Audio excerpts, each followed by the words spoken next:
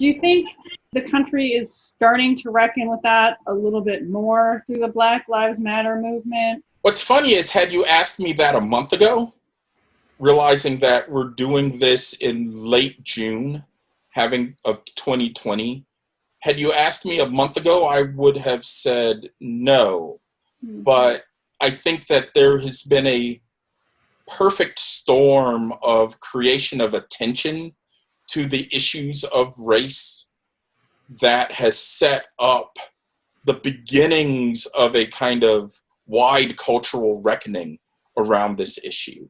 It's done the first step that has been needed to be done, legitimizing the conversation.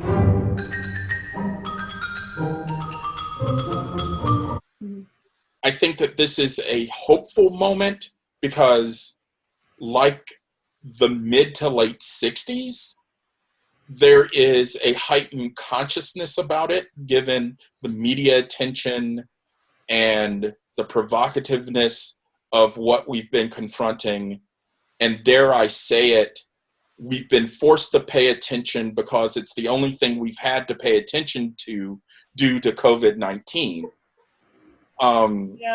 But there's also the counter meme. There was a speech recently by the president of the New York police union that tried to turn the well-established racial trope of thug on its head, because he argued that in this day and age where police are being criticized and there's a movement towards reconsidering the scope of policing in communities across the United States, that the police themselves are being treated as thugs, right?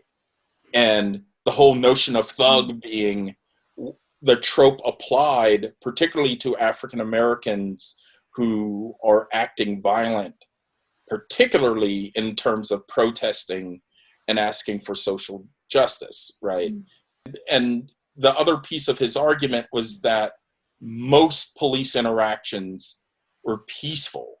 It sidesteps the point that it is actually fair and legitimate to judge policing tactics based on their worst impacts, right? Notwithstanding the fact that most policing may well be legitimate and not be racially discriminatory. Like during the MeToo movement, this constantly happened, where it would be like, the person accused of harassment would say, "I'm the real victim here."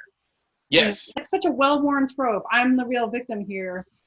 So when the police union is saying we're being treated as thugs, they're just sort of tapping into this old trope and using it to their advantage because it has this sort of mental shortcut that people sort of recognize in this sort of unreflective way.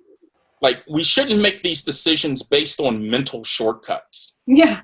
Right? Yeah. And I think this is true not just in terms of the law of political participation, but throughout our democracy. That a democracy built on mental shortcuts and legitimization of the way it's always been ends up excluding so many who, in various aspects of our society, are marginalized, right? And I think you're absolutely correct to bring up the Me Too movement and the counter of, I'm the real victim, or this is going too far, or in all sorts of ways, sort of questioning the legitimacy of the Me Too conversation because of the critical reflection that it invokes, right? So, and I think that in this larger sense, the value of democracy is that critical reflection and communal deliberation